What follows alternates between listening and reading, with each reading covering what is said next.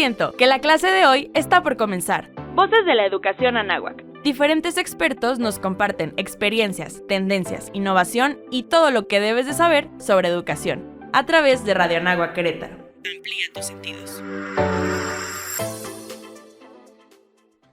Hola, bienvenidas y bienvenidos al podcast Voces de la Educación Anáhuac. Mi nombre es Arturo Polanco, yo soy coordinador de tecnologías para la educación aquí en la Universidad Anáhuac Querétaro y el día de hoy vamos a hablar sobre un tema súper interesante que es el Lifelong Learning o aprendizaje para toda la vida. Y el día de hoy nos acompaña nuestra compañera Tamara Reséndiz del equipo de diseño instruccional. Hola, muy buenos días. Y como invitado especial tenemos a Cristian Hernández Quirós. Él es maestro en tecnología educativa por el Instituto Tecnológico de Estudios Superiores de Monterrey y actualmente dirige Coursera Enterprise LATAM. Bienvenido, Cristian. Gracias, buenos días. Bueno, pues para empezar quisiera preguntarle a Tam o que nos pudiera explicar un poquito sobre qué es el Lifelong Learning. Sí, el concepto de Lifelong Learning fue desarrollado por la UNESCO y esta organización sentó las bases para generar políticas globales en torno al aprendizaje a lo largo de la vida, porque considera que nunca dejamos de aprender y que aprender es necesario o para sobrevivir o bien para mantenernos vigentes. Bueno, en este sentido, el concepto también alude al aprendizaje permanente o continuo que nos capacita para seguir adquiriendo conocimientos a lo largo de la vida y que va más allá de la etapa formativa en la que nos preparamos para el mundo laboral. Y bueno, es muy importante que desarrollemos esta capacidad para enfrentarnos a los retos del mundo actual. Súper, pues muchísimas gracias, Tam. Y justamente para contextualizar un poquito más, me gustaría señalar que en la actualidad los puestos de trabajo junto con toda esta cuestión de innovación tecnológica nos obligan como profesionistas a estar siempre actualizados. Entonces, también a las universidades con respecto a todos estos avances de la industria, de la tecnología, pues las universidades se tienen que adaptar y muchas veces la actualización de los planes de estudio no es tan ágil o tan rápida. Entonces, en este sentido, Cristian, quisiera preguntarte cómo es que las microcredenciales, las credenciales alternativas como las que están dispuestas en Coursera, le ayudan a las universidades justamente a mantener este tema del aprendizaje continuo de forma efectiva. Gracias. Sí, pues en general recuerden que el fenómeno del lifelong learning está atado a ciertas metodologías de aprendizajes como el rapid learning, ¿no? Es decir, este aprendizaje en donde puedes adquirir habilidades y competencias de una manera más rápida para poder ser más, digamos, viable en el entorno profesional. Entonces las microcredenciales o los programas de certificación, por ejemplo, que tienen duraciones entre 2, 4 o 6 meses, le permiten al aprendiz, ¿no?, obtener algún tipo de certificación con habilidades y competencias laborales que lo hagan válido en el momento en el mercado profesional. De ahí es donde proviene la importancia. Hoy, en el caso de Coursera, tenemos aproximadamente 45 certificaciones de industria, muchas en ámbitos de tecnologías emergentes, como lo decías bien, en el tema de mantenerse válido y actualizado, ¿no? Claro. Bueno, esto nos parece bastante interesante porque en Coursera pues podemos seleccionar y ofrecer cursos como muy específicos de acuerdo a las necesidades que se presenten tanto en los alumnos y en los docentes. En ese sentido, ¿conoces algún caso de éxito que nos puedas contar respecto al uso de las credenciales alternativas? Sí, en realidad en este andar en Latinoamérica nos hemos encontrado con muchas historias de aprendices muy interesantes, pero por ejemplo les puedo platicar de Paulina, que vive en Vallehermoso, Tamaulipas, ¿no?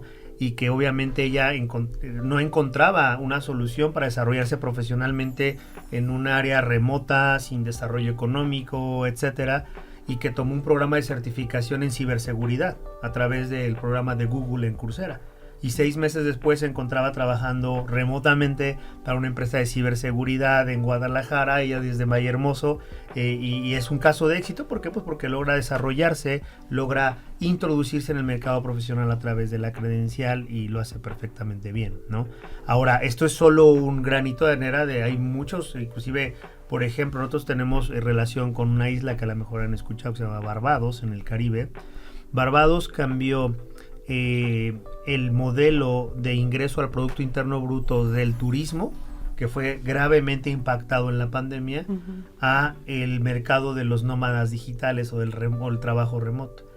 El programa es nacional y cada ciudadano de la isla tiene acceso a los programas de certificación de Coursera. Entonces cursa estos programas y adquiere trabajos desde la isla en todo el mundo. Entonces tiene la mayor cantidad de nómadas digitales registrados en el continente, imagínate. Entonces este tipo de casos hacen mucho sentido hoy para el mercado profesional. Y te doy un dato, hicimos un estudio interesante con empleadores.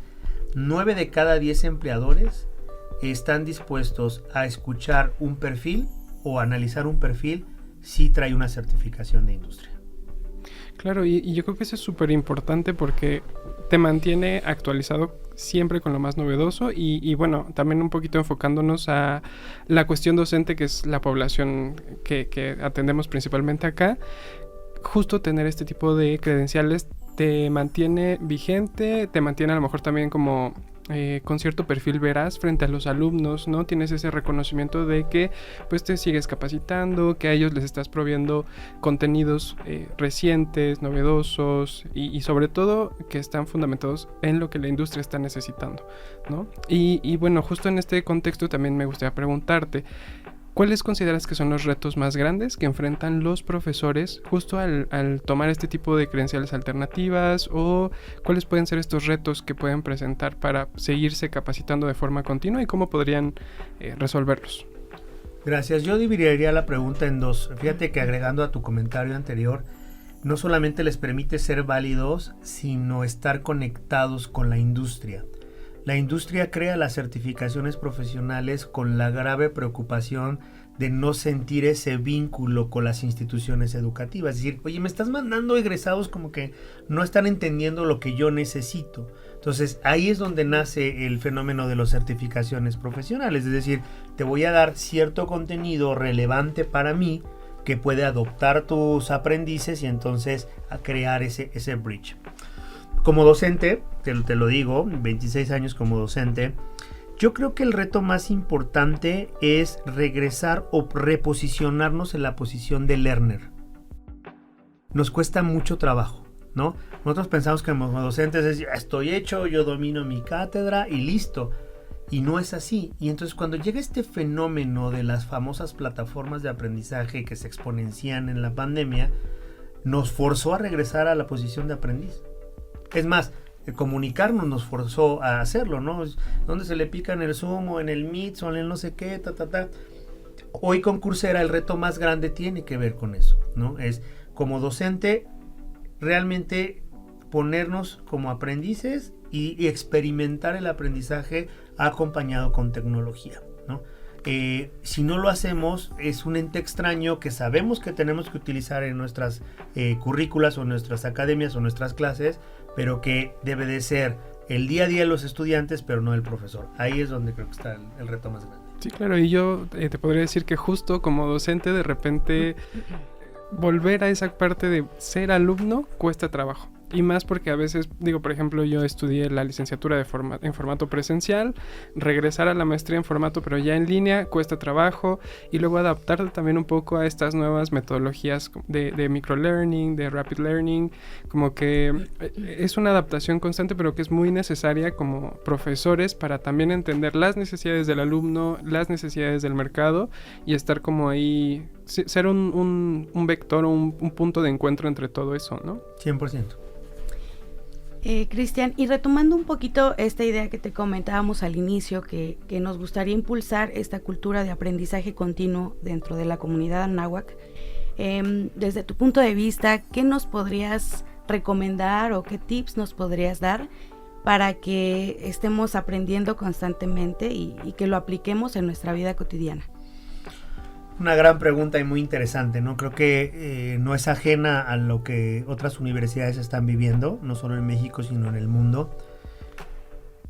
Y yo lo resumo en una palabra que es un fenómeno, los psicólogos denominan como plasticidad, ¿no? Y es esa capacidad de quitarnos esa rigidez que tenemos como organizaciones, ¿no? Yo creo que los estudiantes principalmente están abiertos a a enfrentar o a vivir nuevas formas de aprendizaje, nuevos métodos de aprendizaje, no solamente un aula, no solamente una plataforma de aprendizaje, tal vez hacer interns en empresas, no sé, muchas cosas, pero las organizaciones no.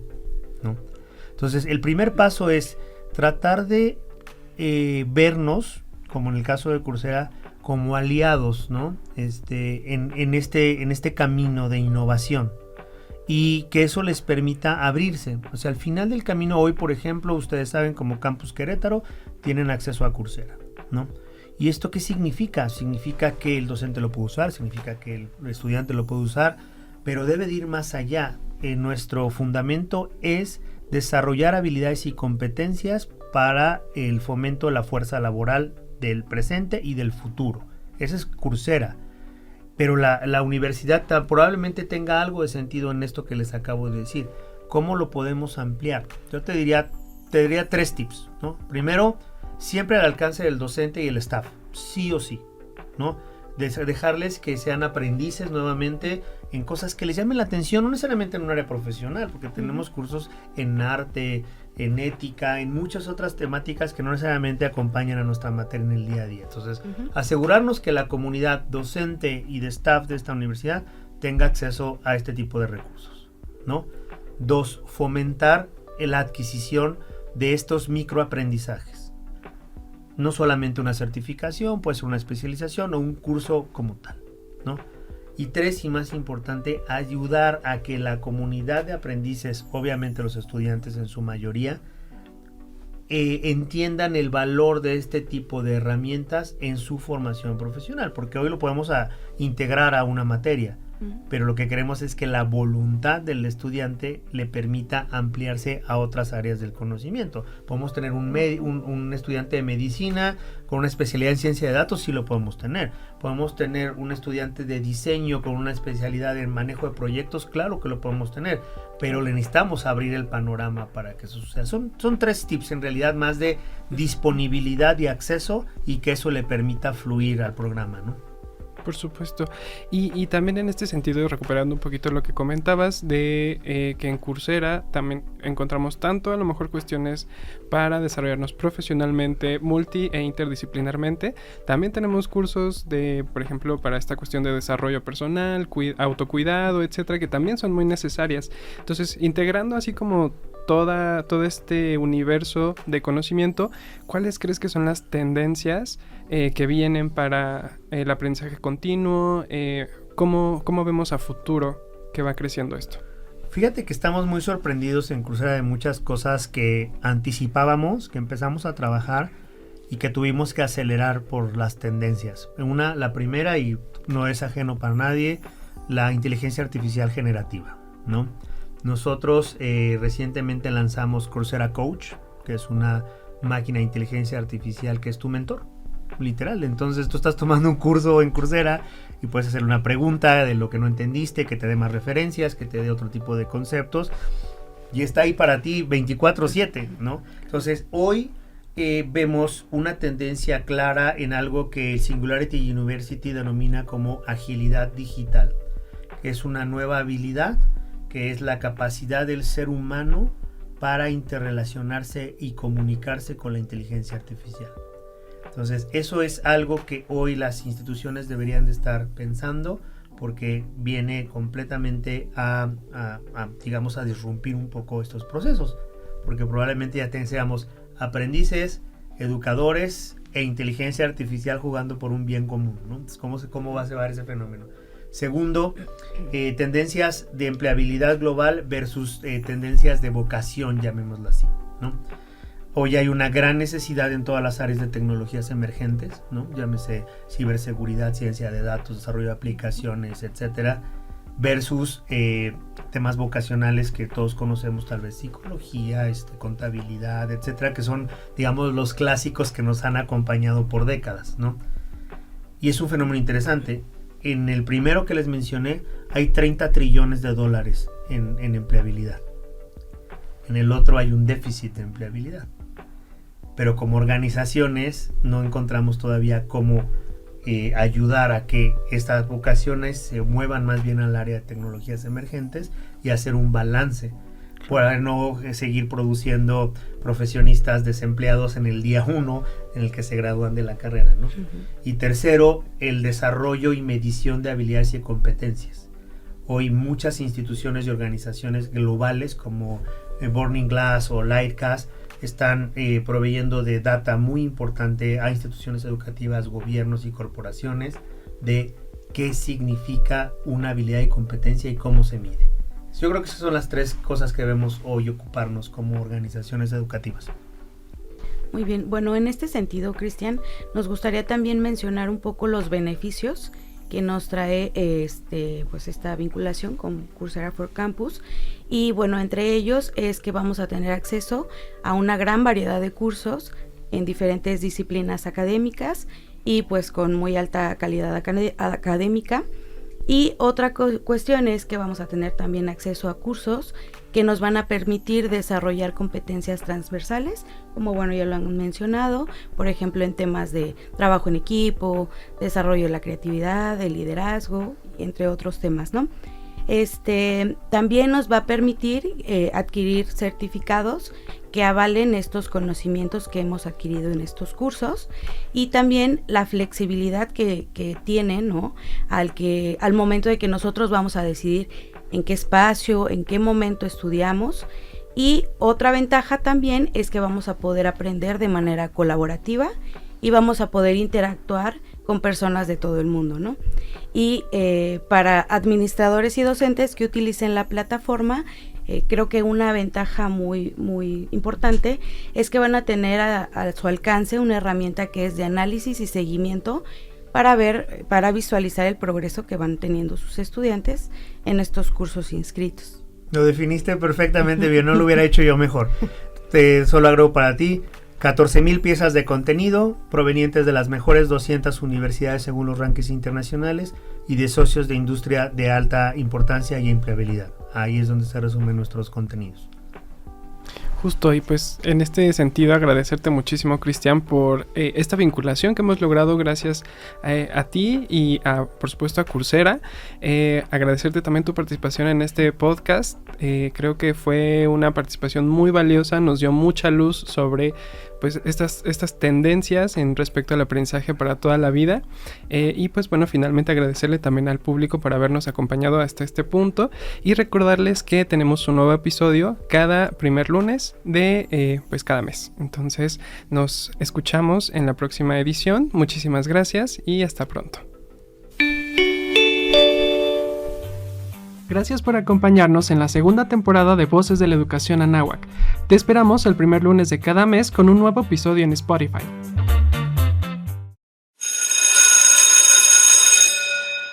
Se acabó la clase, pero no te preocupes, que volvemos con otro episodio de Voces de la Educación Anáhuac, con todo lo que tienes que saber sobre innovación educativa.